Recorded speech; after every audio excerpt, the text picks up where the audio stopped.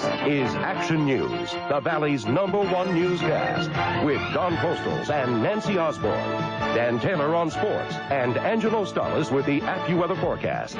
Now, Action News at 6.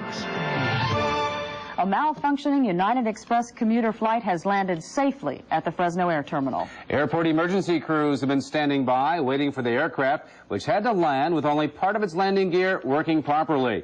Action News reporters Kevin Riggs and Steve Pickett are both at the air terminal, and we have more from them in this live report. Steve? Hello, Don. Hello, Nancy. We are again here at the Fresno Air Terminal. 5:35 p.m. was the time. An aircraft, a United Express aircraft, as you can see over there in the tarmac. We're going to show you some videotape. The plane itself landed here at the Fresno Air Terminal at 5:35 p.m. with its left wheels missing. It actually took off from Merced, and somehow on the left side the wheel came off. This landing here shows exactly what happened at that particular time.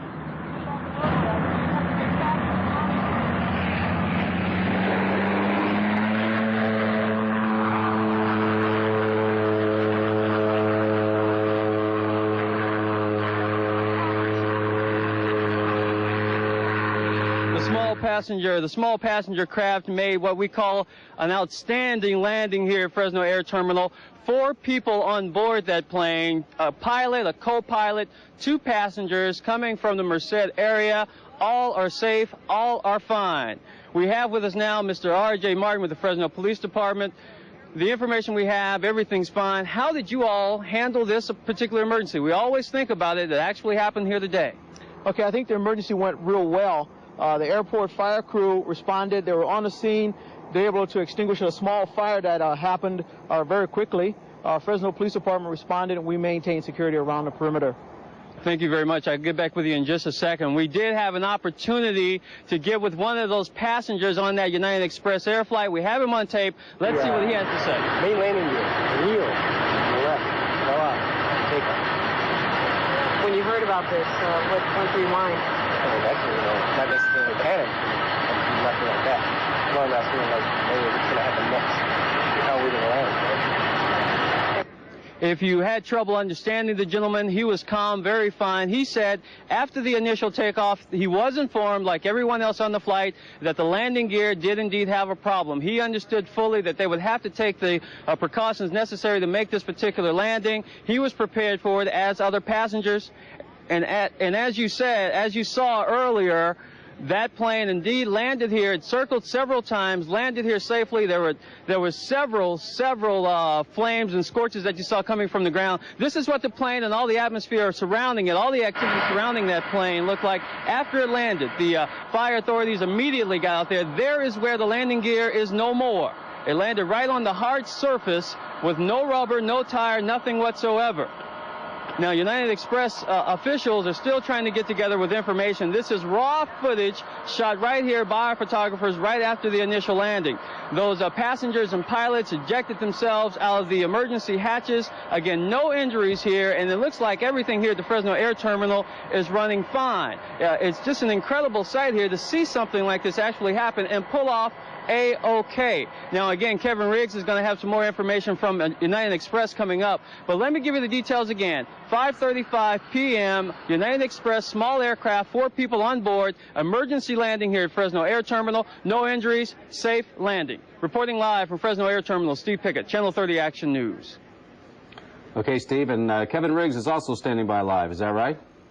I'm going to check with Kevin, see if we can find him. I'm not exactly sure. I think he's still trying to get information. And once he gets that information, we'll get right back with you as soon as possible, Don and Nancy. Okay. Do we know where the plane was headed for after it took off from Merced? As a matter of fact, the preliminary details we have is that it was landing here and possibly a connecting flight to Los Angeles. There were only 2 people on this plane, so we're not exactly sure if they were indeed those particular people heading toward the Los Angeles area.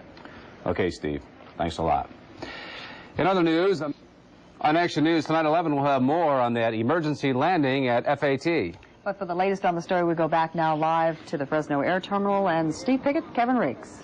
Thank you again, Nancy. Kevin has just returned from the air terminal area, and he's going to have an update for us in just a short on the information there. Again, for those of you who have just joined us, the runway out here at Fresno Air Terminal is back open and operating, but at 5:30 this afternoon, this is what that particular runway looked like. United Express Air Flight 3246 making an emergency landing with the left side of its landing gear gone. Absolutely disappeared, just all iron. A safe landing right there. There were 4 people on board. Again, no injuries. Kevin, you have been over at the terminal area.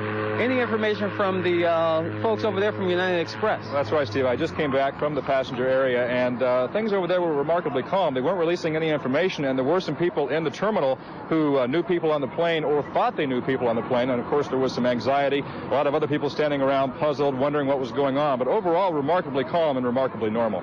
A fantastic job out here today. Emergency officials did a great job. And again, the big news, safe landing, safe passengers. Again, more for you tonight at 11. I'm Steve Pickett, along with Kevin Riggs, reporting live, Channel 30 Action News. Thank you, guys. That's our news to this hour. We'll be back tonight at 11. In the meantime, have a good night.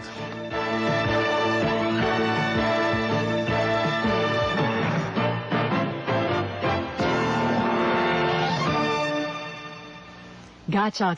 Steve Pickett is standing by live with more. Steve? Hello, Liz. This is what's left of Jackie Ibarra's home. Her husband left for work this morning. Her 4 children were asleep in the back room of this mobile home. In the kitchen area, gas burners on the stove were lit, keeping this family warm. But about 7 o'clock this morning, something ignited. The entire trailer was in flames, and the 3 youngest children were trapped. Firemen pulled the bodies from the rubble an hour after getting the call. 1-year-old Ambrosa Medina, his sisters Terry and Yovita were all dead at the scene. Neighbors looked on in shock, seeing the old mobile home burn beyond belief. The baby's mother escaped the flames with her oldest child. They ran for help, but the fire spread too fast. The fire was very rapid and quite hot. A neighbor was called over and was unable to get in to rescue. We have 3 confirmed fatalities at this point. Smoke inhalation is the probable cause of death. A Mid-Valley Fire spokesman says one of the children was apparently awake when the fire started.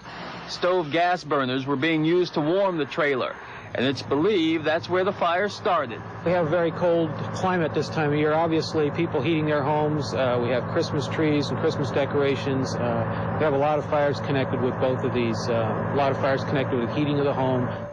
Mazza says mobile homes go up in flames very fast, and that's exactly what happened here. The 3 deaths here are obviously devastating. Small little children, 1, 2, and 3 years old. But to make things worse, 2 other children and 1 adult have died in house fires in the Fresno area in the past month alone. Listen, parents, children, anybody listening, please listen. We've got people here watching today who saw this devastation this morning. Be careful.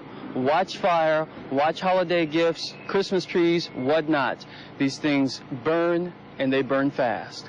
Reporting live from Cal, Steve Pickett, Channel 30 Action News. Okay, Steve.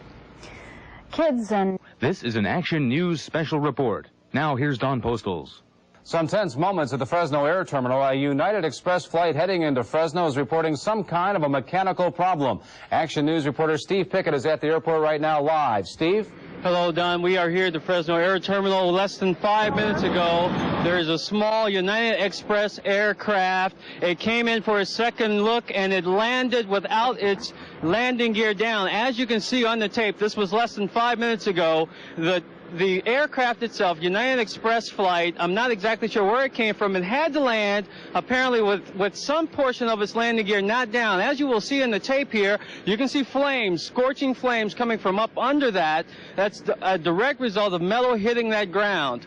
So far, we know that it looked perfect. It looked absolutely perfect. It looked like there was applause out here. People clapped. It doesn't appear to be any extreme injuries as we know of right now. There are fire officials out there, policemen, etc. Again, we got a report earlier about a little after 5 o'clock about the aircraft itself not having its landing gear down, possibly engine problems itself. It circled the airport for several minutes, and just a little past 5. I would say around 5:35, as a matter of fact, that the aircraft decided to come on in, make a landing, and as you can see there again, absolutely perfect landing from these folks. We're not sure again if there are any injuries whatsoever, but this landing here without any landing gear down had a few sparks, and police and fire officials and other emergency technicians are there now to make sure that no one is hurt.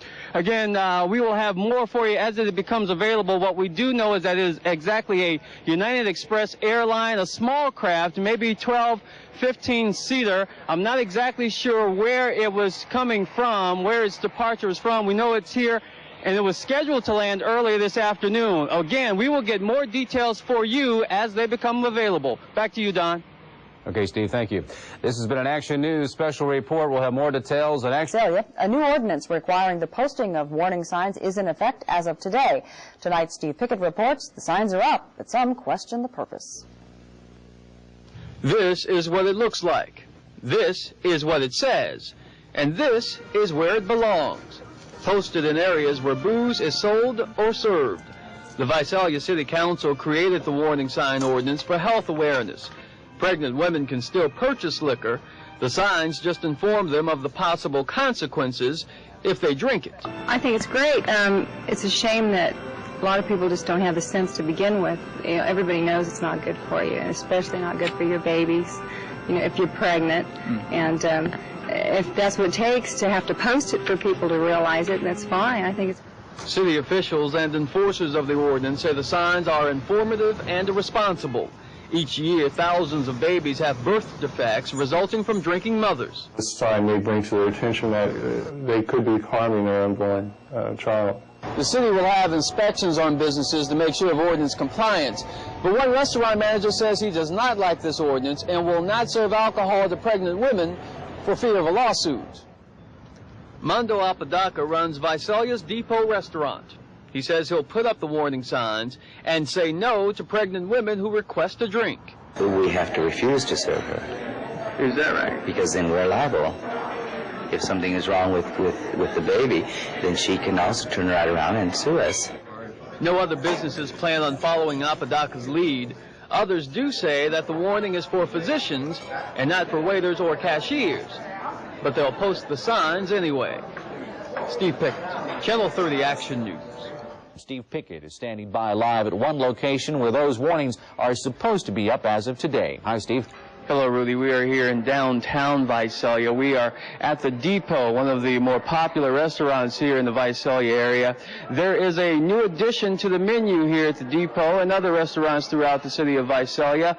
This message: pregnancy and alcohol do not mix.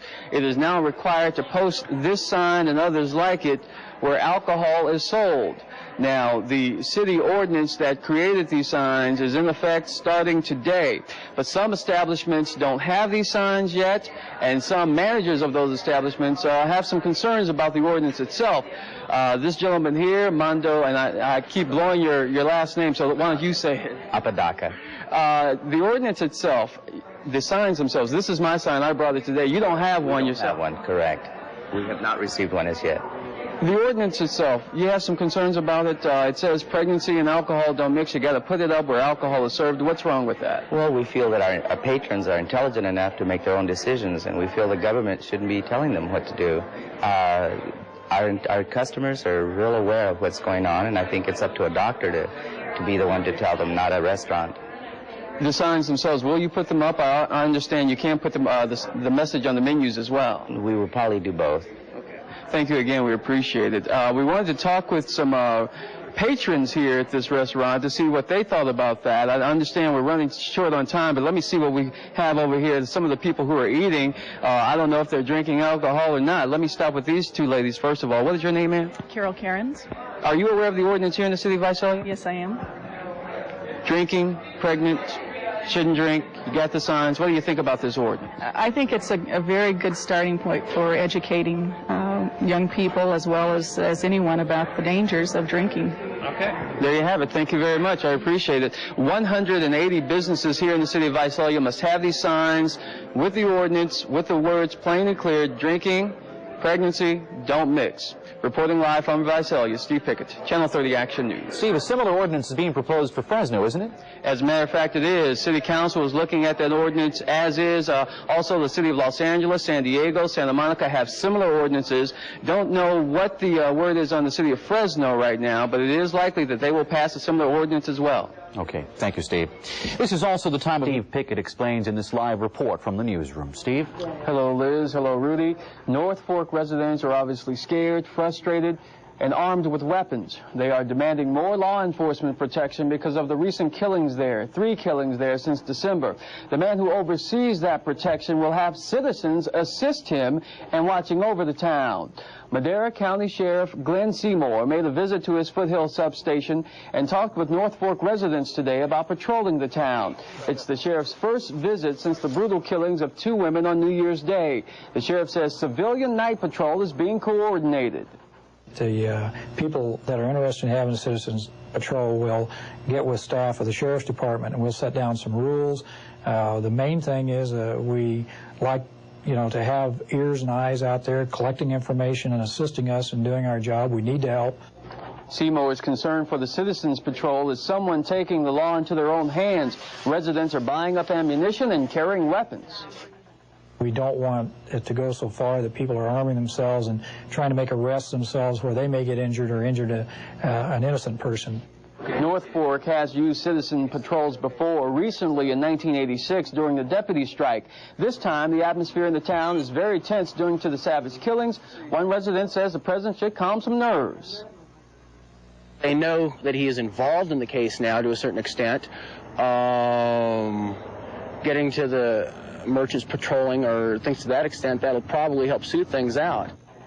Sheriff Seymour says he is using reserve officers and all the manpower he can find to beef up the murder investigations. Now, meanwhile, citizens have created a reward fund for the arrest and conviction of the persons responsible in the 3 murders since December 17th.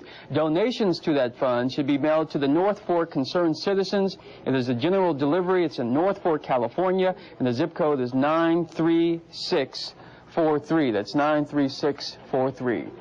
Again, investigations are continuing in the North Fork area. Most of the people there are a little bit more calm now since they know that the sheriff has been up in the Foothill area and he's discussed the issues with them personally to make sure we nab the people who have committed these murders. Reporting live from the newsroom, Steve Pickett, Channel 30 Action News. Any new clues, Steve, at all? Any motive? None whatsoever, none that they will discuss. One thing we talked with the sheriff today, and he says it's very iffy to discuss these things. They are working very hard, and once they grab somebody, they don't want them to end up with some alibi because all the information is in the media. Good point. All right, Steve. Thanks. And when we return, Selma's proposed smoking ordinance.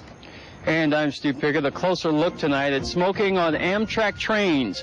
A Fresno woman wants a change. That story coming up next. And coming up on ABC's World News tonight, the first part of a series of reports on the race for president. The field is wide open. Steve Pickett is standing by live with more. Steve? Hello, Rudy. Hello, Liz. A train is due here any time at the Fresno Amtrak terminal, and anyone can ride, smokers or non-smokers. Now, some folks do not like that. A new state law says no smoking at all on public transportation, and a Fresno woman wants Amtrak to follow the rules. But the rail system runs on its own track.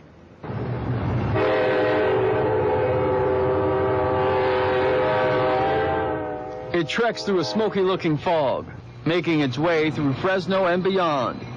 When passengers board the train, they can sit where they wish, unless they smoke.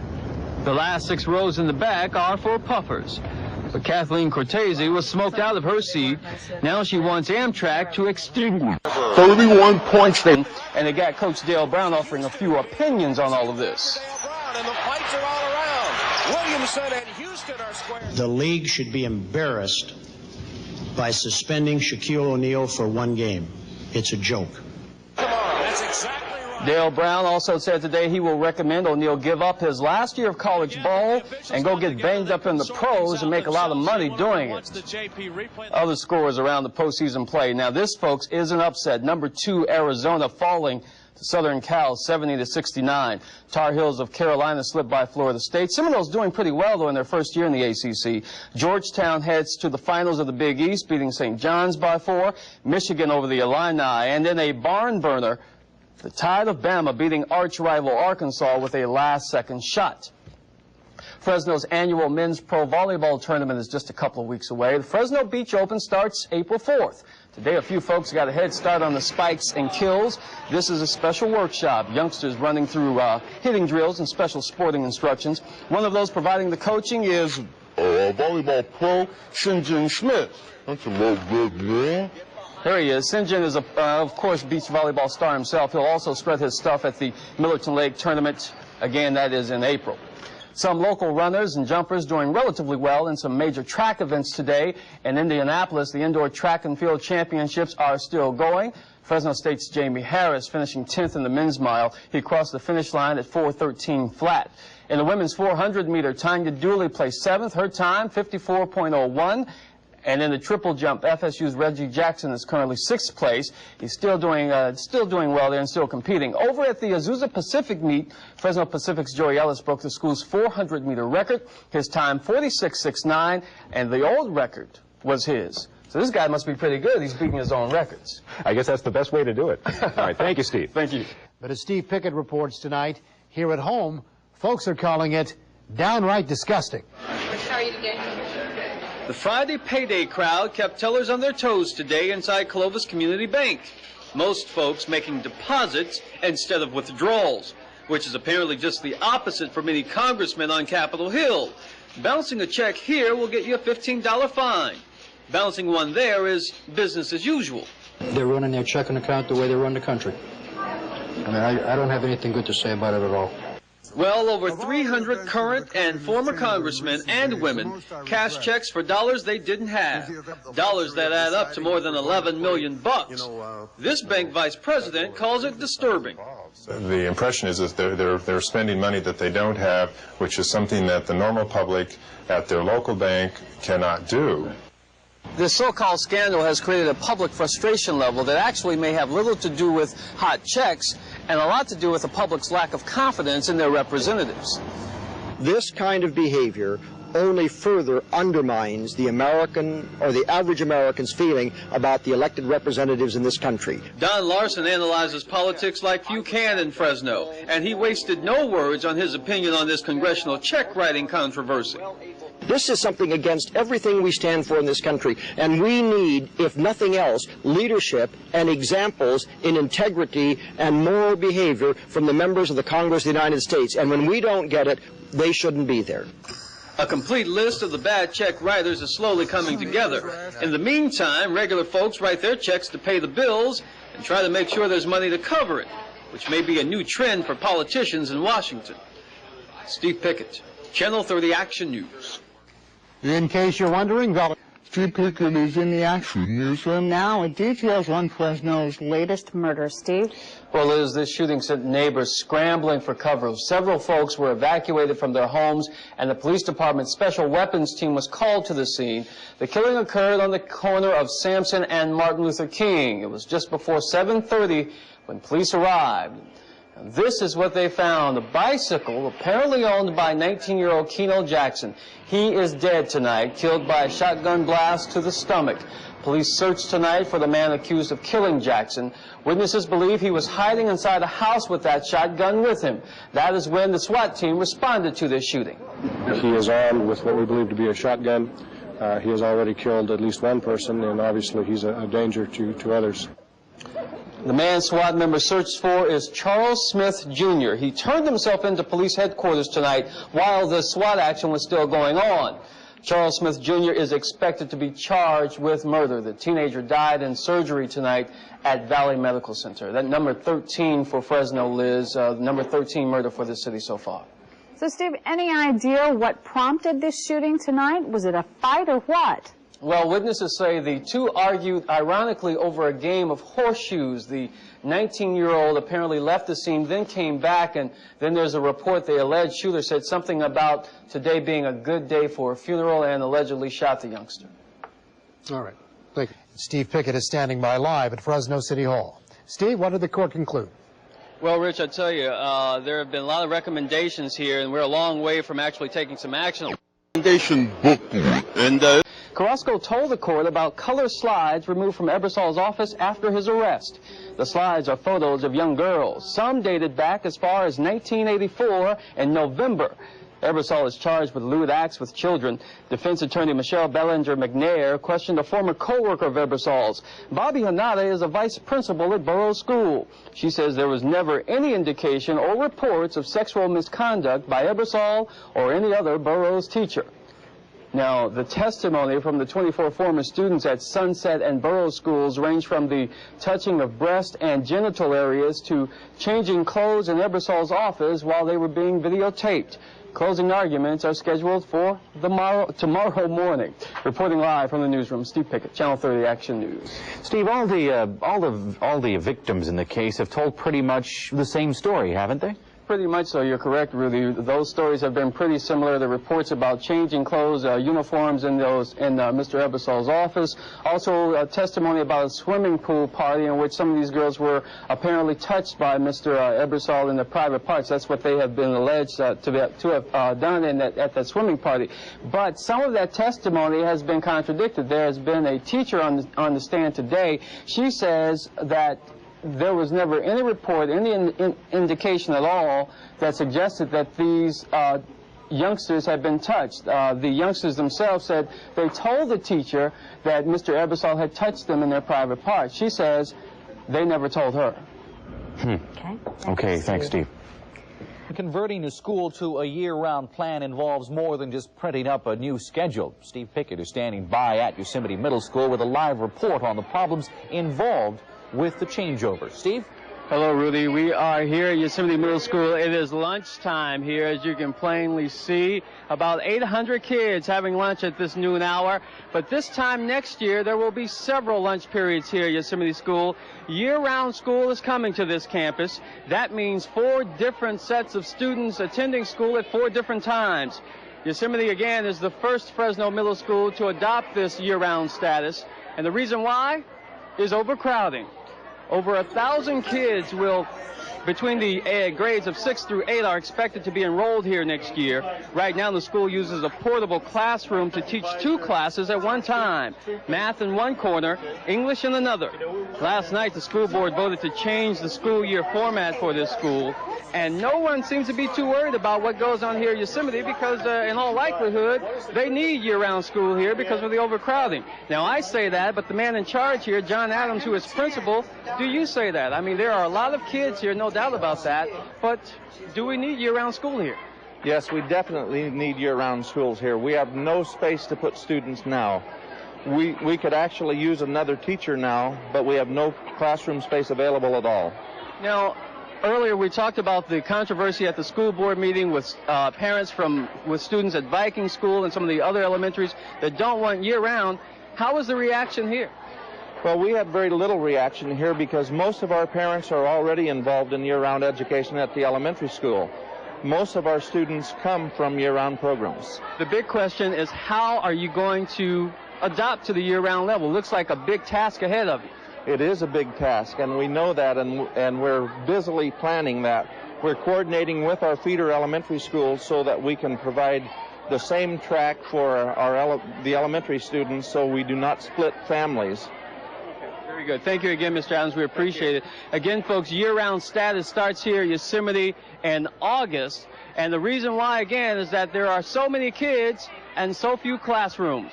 Reporting live from Yosemite Middle School, Steve Pickett, Channel 30 Action News. What about the people that it's directly going to affect, the students? How do they feel about it, Steve? You know, these kids, we talked with them earlier, and they say, we've been going to year-round school when we were in the 4th, 5th grade, and coming to the 6th grade, the 7th and 8th grade, we want year-round because we're used to it. So most of the kids we talk to favor it. Okay. Steve Pickett, thank you very much for that report. The Gay Lesbian Alliance has rebuilt their information booth at Fresno State following the destruction of the original structure last week. And Steve Pickett is standing by on campus with a live report. Steve? Hello, Rudy. Indeed, we are here at Fresno State University's free speech area. As you can see behind me, this is where organizations and clubs set up certain booths here and distribute information pertinent to their organizations. There are all kinds of groups here, and today there is a new addition to these organizations in the free speech area. The Gay Lesbian Student Alliance is back. This is their booth, and it is back after a week of campus turmoil here at Fresno State. As a matter of fact, that turmoil started just last Monday when the GLSA members found their booth burned to the ground. Investigators said there was no doubt that the fire was set intentionally. Now, later in the week, a rally in support of individual rights was held here, and out came the hecklers, people with anti-gay messages who didn't want the GLSA organization here. Well, it is here, it is back today, and the booth is handing out AIDS information for students who want it, who need that information. They have this booth here today, opened up for all to come and see. And one of the members of this organization is with me now. Tell me your name, ma'am. Lori Sosna. Now, again, we talked about the information in terms of what happened here a week ago. Any problems here today in terms of people who don't want you here? Well, I think we're going to get that until we start, letting people know that we're not a threat to anyone on this campus. Certainly, there's always going to be some anti-gay sentiment, but most of the people who have stopped by and talked to us today have been very, very, very positive, and that's good. That makes us feel really good. We're glad to be back. One of the things people wanted to figure out is, what was your message here? What was the purpose for having a booth here? What information are you giving to students here? We want people to know that we are a support organization, that we are here to let people know about gay people, about AIDS, about issues that affect us all, about civil rights in general, about us as a minority, as well as an organization of people who care. Let me stop you there because I'm running out of time. I know your booth is here and it's open and operating. It will be here Monday through Friday like the rest of the booths. So far, no big problems here. We've got a big crowd of people sort of watching what's going on here news-wise, but we'll keep you apprised of the situation on our news at 5 o'clock. Reporting live from Fresno State, I'm Steve Pickett, Channel 30 Action News. Okay, thank you, Steve. Turmoil on the Fresno State campus surrounding an information booth manned by gays and lesbians was the center attraction again today. Arson, arguments, and petitions have all surfaced in the past week against the Gay Lesbian Student Alliance. Steve Pickett is standing by live with the news on the latest of today. Hi, Steve. Hello, Rudy. We are here on the Fresno State campus in what is called the free speech area. Ironically, a week ago, someone tried to stifle the speech and/or message of the Gay Lesbian Student Alliance. A purposely set fire burned down their booth that is set up here in the free speech area. This is their new one, a symbol of sorts that says the organization is here to stay. They were back up and operating today, handing out literature on AIDS. This is a temporary booth for the GLSA, on loan from the school until they complete the work on their own. We wanted to have a booth as soon as possible to let people know that we weren't frightened away. Sosna calls the burning of the Gay Lesbian booth last week a scare tactic that failed. But there's still some on campus who jeer and heckle as they pass the booth, and also those who just don't like the organization. I speak my mind. They have a satanic sign. I'm against it. They say they are a minority. I say they are a sexual minority, not a racial minority. We have no choice when we're born to be black, white, or Hispanic, but they have a choice. But they say they don't have a choice. They say they're born that way. I say they're wrong. Then there are others here who say the whole situation is an embarrassment to the entire community. This lends itself to the view that Fresno is a hick town, narrow-minded, cowboy, foot-stomping, attitude. Everything was pretty much calm around here earlier this afternoon. There are a few people here around watching basically our newscast today and seeing the going-ons here. The TV cameras brought out more curiosity than anything else. The big news is that the Executive Committee of the Academic Senate approved today a resolution supporting the Gay and Lesbian Alliance and their right to participate in the academic community. The resolution also condemned the burning of the booth in last week's events. The GLSA's new booth here will be operating here tomorrow along with all the rest of them. Reporting live from Fresno State, Steve Pickett, Channel 30 Action News. Steve, will campus police be keeping a closer eye on this particular booth? Particularly tonight and probably the next few nights, possibly so. We talked with them. They were here earlier this afternoon. They were milling around with other students. It is expected that they will be here. You never know what could happen with someone who wants to do what they want to do with this particular booth. But one of the things the students said is that once the media gets away, everyone else will too. Okay. Thank you very much, Steve. Coming up next. It's called McNamara Park, the place where the old guys hang out, where the leaves fall from the trees, and where police look for dope dealers. Last night in the area, I believe that the detectives got approximately a pound of cocaine. Around the park is the South Merced neighborhood known for poverty and the popping of gunfire at night. Drug deals seem to be big business. In the past month alone, dozens of people have been arrested for drug violations or related offenses. Are you seeing about 50 drug arrests in the last 3 or 4 weeks in that area? The word on the street here is that the drug and shooting incidents that have increased are a direct result of Los Angeles-based gang members who've come here to open up shop in South Merced. Residents in the McNamara area say drugs are sold right in their faces, and the people selling aren't shy about it. I know that there are a lot of guys around here shooting and carrying on to take over the territory to sell their drugs and put everybody else out of business. They're coming all the way from Los Angeles? All the way from Los Angeles. I don't know if it's gang activity, but it's definitely got some organization to it. It possibly could be, although at this time I don't have any ties to any gangs. Whoever's responsible for the crime and dope, Merced police officers are on the prowl for them, so that McNamara Park can get back to being a place for families and the old guys. Steve Pickett, Channel 30 Action News. It takes just an instant for a drunk driver to turn into a killer. It seems it took only a little longer for MAD to turn into a household word. Mothers Against Drunk Driving has fought against drinking drivers for 7 years now. Tonight in Fresno, the local chapter remembers the people who became victims of violators. And Steve Pickett is live downtown with more. Steve? Hello, Liz. We are outside the Fresno County Courthouse, a familiar setting for members of Mothers Against Drunk Driving. Tonight, a candlelight vigil honoring those who were killed and injured with drunk drivers here on the roads of Fresno County. We just want to listen in just for a quick second of the vigil itself. To urge the community to support us and everyone all year for drunk driving crashes.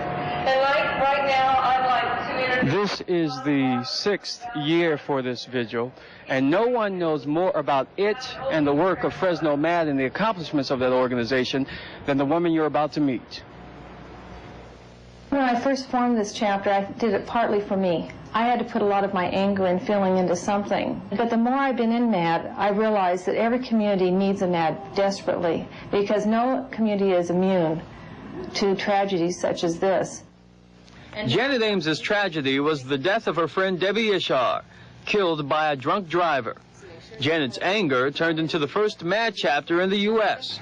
For every wreck on the road with alcohol involved, Janet and MAD would be there for victims' families and be there against those convicted of drunk driving. Years ago, a drunk driver was hardly ever jailed unless it was injury or death. Now we're looking at jail sentences, prison sentences as high as 8 and 10 years. So when you look at that penalty, that phase of it, that they had to have a lot of impact.